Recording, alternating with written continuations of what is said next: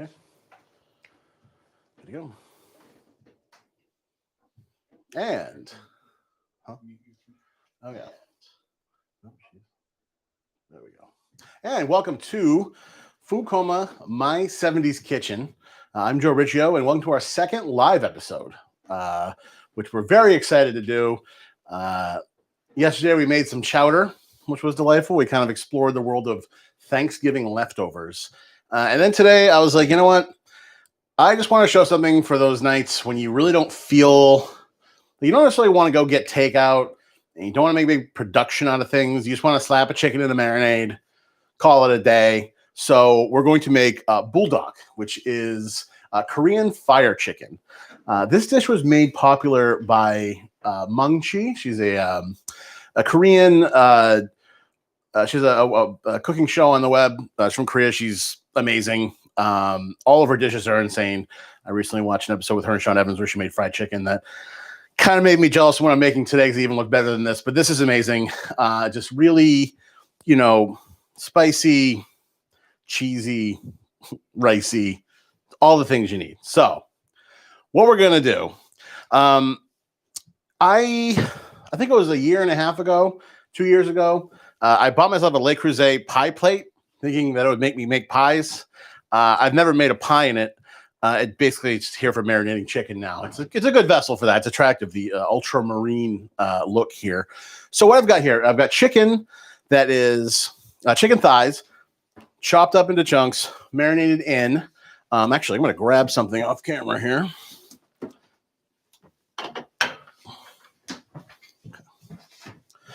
So marinated in, just like when we did the kimchi stew, marinated in gochujang.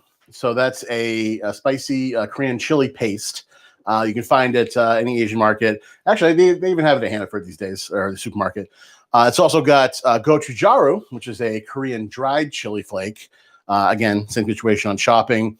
Some brown sugar, sesame. I made a paste out of fresh red Fresno chili, garlic, and ginger with a little bit of rice vinegar. Give it a little pep in there. I also use this Zongba handcrafted soy sauce that I got from the Mala Market, which you check out their website. This is it's brewed and it's aged for 360 days. It's the best soy sauce I've ever tasted in my life. It is expensive, all things considered, but I mean, you don't go through soy sauce that fast. And this is so damn good that, like, I don't know. It's worth it. It's one of those things that maybe you shouldn't get because then you won't be able to go back to, Kikkoman or whatever. But it is delicious. The Chinese do know a thing or two about making soy sauce. So what have I going here? I got my cast iron pan going. I got my bougie peanut oil happening in that. We're doing our usual, playing our game of waiting for the pan to heat up. So yeah, then your usual game of the pan heating up and trying not to step on the cat that keeps weaving through my legs. Really wish to stop. But yeah, so that's what we're going to do. And then the whole thing, after we cook it, we're going to top it with a whole bunch of mozzarella cheese. And then we're going to put it right into the broiler until it gets melty and bubbly and delicious, top with some scallions and lime juice. Serve it over some sushi rice that I made with ghee and chicken stock here. So a little more rich than your average sushi rice. But yeah, that's how we're going to do it. That's how we're going to do it all day. So I'm going to start. I think the pan is finally hot enough for me to get the chicken going. I've been marinating this chicken probably for, I don't know, 3 hours, something. I don't want to splatter too much. You want to get all that marinade in there.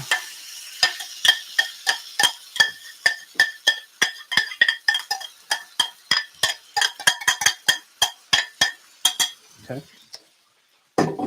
And then I'm just going to add a little bit of chicken stock to kind of loosen things up a little bit. Because we're not really stir frying it. There is, like I said, there's brown sugar, there's soy, there's a lot of sugar in this. So I don't want to burn it.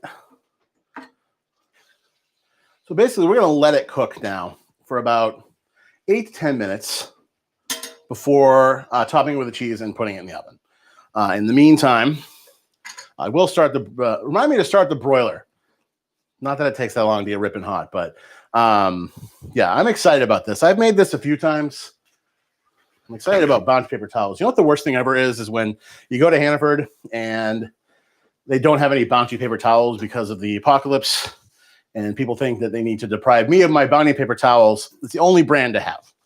It's just, Vive is okay for like hand towels, but any of that other crap, like, so then you're forced to buy something that's out of necessity, and it's basically like cheap paper towels are like trying to use, do things you do with bounty, but do it with those like recyclable brown napkins that you get, and they just immediately fall apart. They change a different color when they get wet. It's the worst.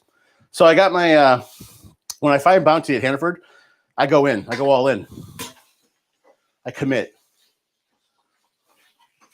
I'm very passionate about paper towels, probably more so than I should be, but that's all right. So our chicken here, like I said, we're just sort of, it doesn't take much because it's all cubed up, and I did bring it to room temp before we cooked it, so it'll get braised. I mean, the thing about cast iron, once it starts, that heat ain't going nowhere. So where we're going with that today is a little a French red. This is a Vindépé Vaucluse, which is in the southeast part of France.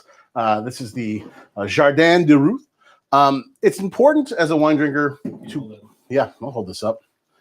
Look at a pretty label with all the flowers on it. This is a wine that you should buy in bulk. Like when you drink as much wine as I do, you have to, it's not like I'm always drinking really nice wine, like expensive wine. Like I have wines that taste really good that I know I can, if I want to drink 4 bottles, this is the one I go to because it's delicious. And it also goes with pretty much everything food-wise. Just it's a blend of Grenache and Marcelin, which is a native grape to where it's from, but smaller producer. Drink that all day, all night.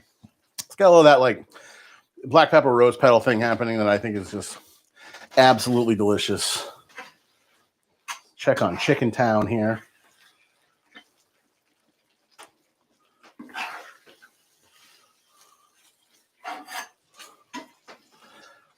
This is so goddamn good, this dish. I love how much the Koreans love cheese.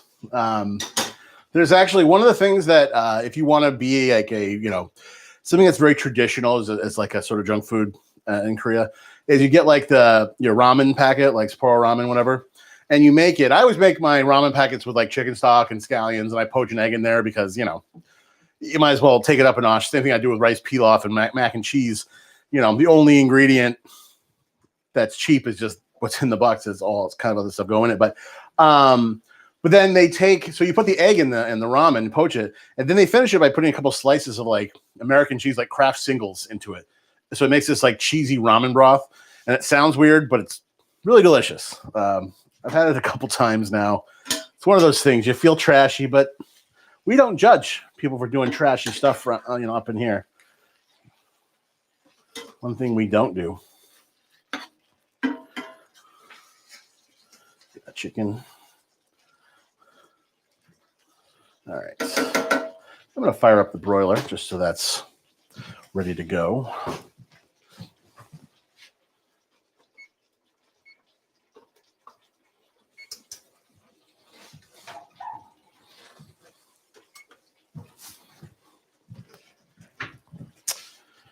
How's everybody doing tonight? Who's out there?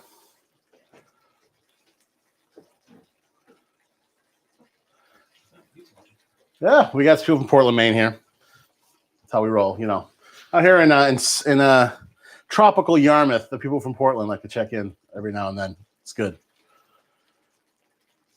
As I said, we're sort of experimenting with the live format still. We hope we fixed our audio from last night.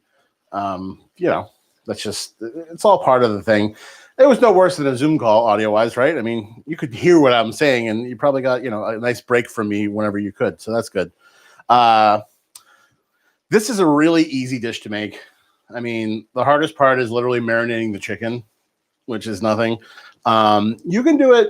I mean, you could serve this over like egg noodles. You could serve it over. I know that Mong Chi likes to do these little rice cakes that she kind of crisps up and then simmers them. So they get a little crispy and then simmers them with the chicken. So they get like crispy and chewy, which are delicious, but I like it over rice personally.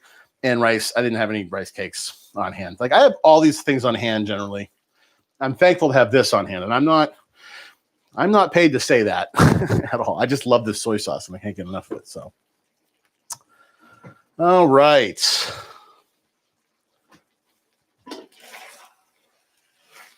Now you don't want to burn it. You want to definitely, you want to be emotionally available for this chicken. Stick around, listen to it, smell it. God, it smells good. Doesn't it smell good? Fucking delicious, right? What I'm talking about. What are you talking about? What are you talking about? So I made a couple improvisations here from the Mung Chi recipe. She uses rice syrup. I didn't have any of that, so I did do. I used some peanut oil. I made that paste with a garlic, ginger, fresh chili, and rice vinegar. Which, oh my god, that smells so good. I could probably just eat it on its own. I figured give a little acidity to it. We're gonna add some lime at the end, which I think will be delicious because what does that make worse? I mean, look at this angry red color. I'm excited. We're gonna play it on this from Edgecombe Potters, who is our new new partner, a new friend of the show, and they gave us these absolutely beautiful plates and bowls, and also me a mug to present our food on. And as I said yesterday, they're so pretty. I get a little insecure around them. I just adore them. So I'm excited to see the contrast of this like fire red chicken on top of that, all those like blues and grays, and yeah, it's gonna be nice.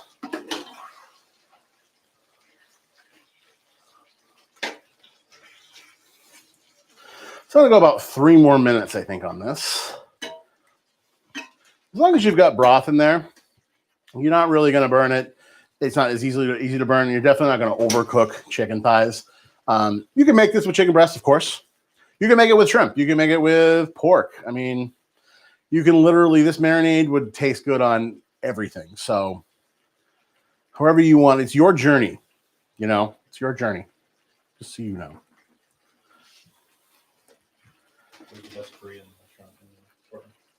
There isn't one.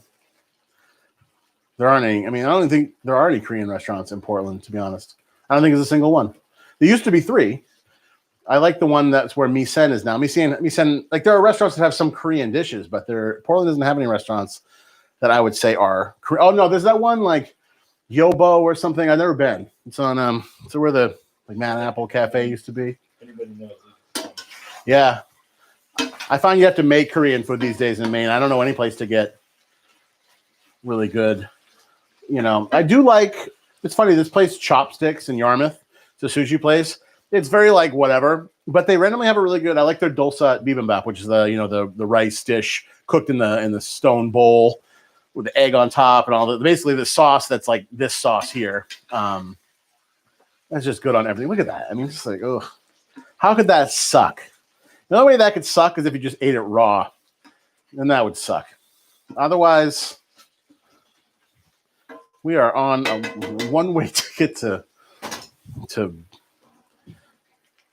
the district of Flavor. I want to say Flavortown, and then I just want to come up with a different Flavor Township. The Flavor, not Plantation. That's definitely not where we're going with it. It's a flavor colony. You know? We're blazing new ground in our flavor colony.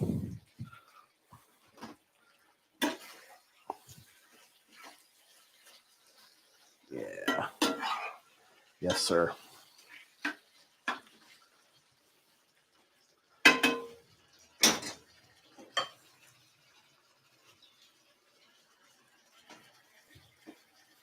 Yeah, we got the heads up. We got the approval. The audio is fixed, so that's good. Now you can listen to me drink my wine, and it feels like you're right here with me, and I'm sure that's riveting for you. I look so much better on camera drinking wine than I feel like I do. But that's because you're not seeing me like, the end of the night, like laying in bed, pouring wine in a rocks glass and just shooting it while I play Civilization 6 on my laptop. That's a whole different setup. That to me is that's what pretty much defines the pandemic. Red wine, Civilization, out of the park baseball, cooking food, getting fat. It's it's been really something else, to tell you. All right. I think Santa's watch says it's time for this chicken, I think, to go in the broiler. What do you think, Chris? I say good idea. All right. So we're going to kill this silliness here. And now the fun part. Look at all this mozzarella, all this cubed mozzarella cheese that we are going to put all over this thing. And this is the low moisture mozzarella. You don't want to use fresh mozz for this. And also you don't want to use the bagged, already shredded stuff. I find that it's the flavor isn't as good and the moisture content isn't as spot on as just cubing it up yourself like we did here. Okay, so now putting on my Paul Timberman steel line glove, and we are going to slap this guy into the broiler.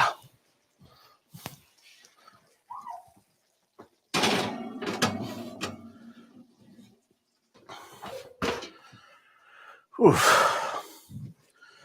It's too bad you can't see my oven on camera because, I tell you, it's the envy of cooks everywhere. Oh, we got it. Well, we got it. What?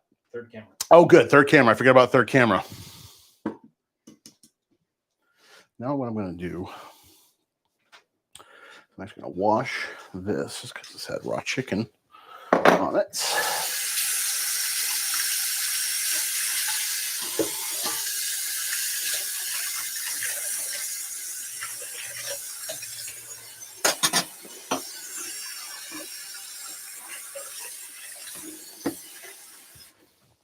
I'll be honest. I've worked in restaurants for over 25 years, 42 different restaurants. And I have to be honest, I don't think I've ever really had the desire to work in the back of the house. I've always worked front of the house.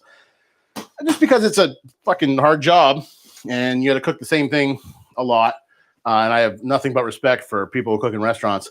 But, however, it would just be amazing to work to have a thing where all you do is cook and prep and somebody else, or even not even prep, just cook. Show up and the food's prepped and somebody does all the dishes for you. Like, that would be worth it. But unfortunately, you don't generally get to start there unless you open your own place and money is just not a concern for you. You just have the luxury of hiring a lot of people right off the bat. So we're just waiting for our chicken now. We're going to drink some more wine. What's everybody doing tonight? What's everybody having for dinner tonight? Not everybody at once. Calm it down. Okay, too many submissions. Everybody just chill it out here. You can only read so fast. It's a Christmas miracle every fucking day. This is, you never even know. It's like I can never tell if I'm on bottle number 3, 4, or 5. It just all kind of blends together.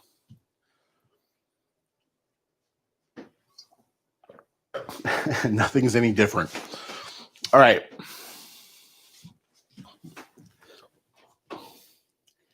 Yeah, that's just doing its thing in there in Broiler Town. You excited to eat some cheesy chicken? I am. I was ready to eat this when I was making it just for the marinade earlier.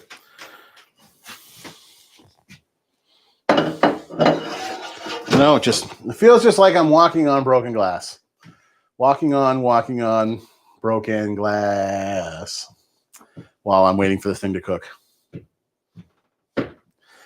What's the broiler time on it? You gotta eyeball it.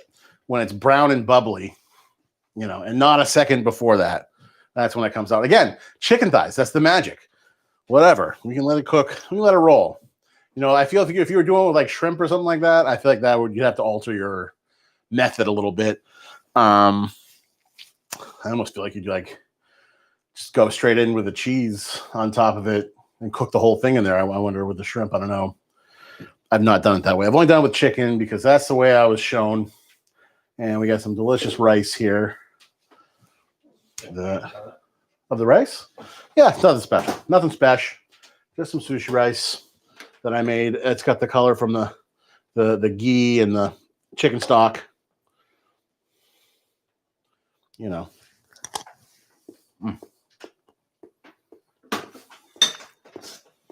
It's freaking good. This is a much less involved episode than the live one we shot, the last one. The last one was a lot of waiting. This one is like, seriously, if you just come home from work, or even if you get like a lunch break or whatever, you can go and you can, not that anybody goes to work anymore, or if you're just at home and you're using, you know, your own imaginary lunch break, just like toss the chicken in the marinade, be done with it. And then at like 5:30, you just got to pull it out, slap it in a pan, toss some cheese on it, pot of rice, good to go. Make a ton of rice. So that way you can even make like, you know, fried rice while you wait for the chicken to cook. You know, it's like go all kinds of directions. Oh, yeah. We're good.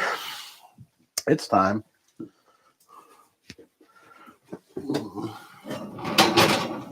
Oh, yeah. You think? Booyah. Look at that. Ugh.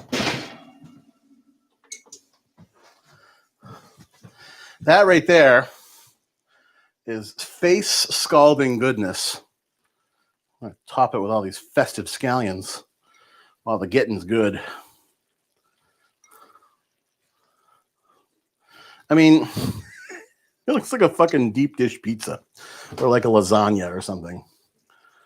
I'm not touching that for a little bit. We're going to spend some time before I even entertain the idea. And also remind me not to touch the cast iron pan because it will burn me in this state. That's why I have the handle pointed at me. Just so I remember to do that. Look at that, though. Come on. That's filthy. It's cheesy chicken. Hi, Rick. No, Doreen is not here. She's regretting it right now, I'm sure, but she's making butternut squash risotto later, so everything's fine. Chris, don't forget the sage. You know what they always say? Yesterday's meatloaf is today's sloppy Joe. Isn't that right? Again, Christmas miracle. Who just said turkey chowder? Yeah, we made that yesterday. The turkey chowder, I'm excited to have it tomorrow because I usually, like I said, I usually make my chowder a day in advance. But because of show purposes, you know, but it was delicious last night. Look at this. And the fire sauce is like, I want to come through the cheese. I'm sick of the cheese being the star here. Woof.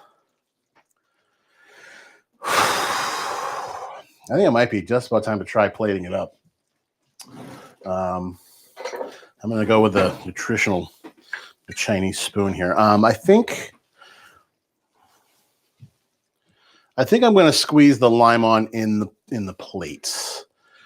I think that would be good. I think I'm just going to hit it with some white pep and some black pep. Okay. It's not going to need any salt. I can pretty much, I can honestly say that. Confidence. All right, so. Let's go back over what's in the marinade. Yep, so the marinade, if you're just joining us now, is gochujang, so Korean fermented chili paste, which gives it a nice kind of depth and fruitiness. Gochujaru, which is Korean chili powder. There's some dark brown sugar in there. There's this hand-brewed soy sauce, zongba from Mala Market, which is delicious. We've got some salts, sesame. I made a paste with garlic, ginger, fresh red chilies, and rice vinegar. That also went into the marinade. And that's, you know, like I said, you're covering all your angles there. And then we sauteed the chicken thighs, and then we topped it with mozzarella cheese. We broiled it. And that's what you're seeing right now. We're going to have it with some sushi rice. Right? Right. That's right, R2. We're going to do the Dagobah system. Okay. So I think. And then I'm going to top it with lime. So you ready for this? Okay.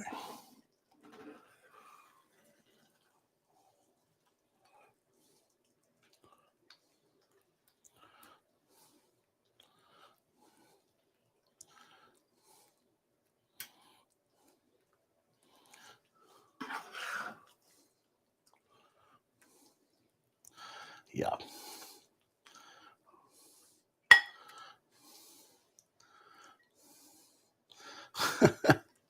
All right.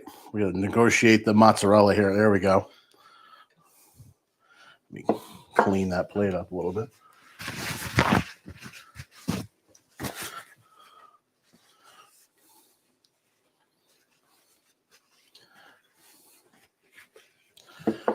That is, we have a little lime juice.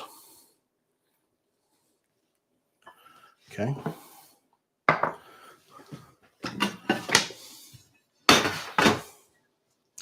And there you have it.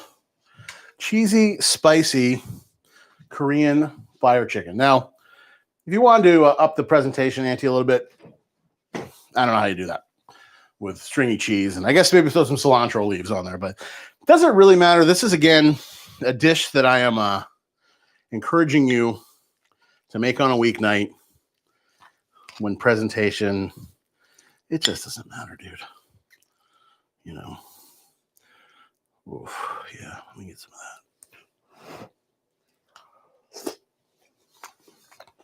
that. Mm. Mm. Get ready to be happy. Mm.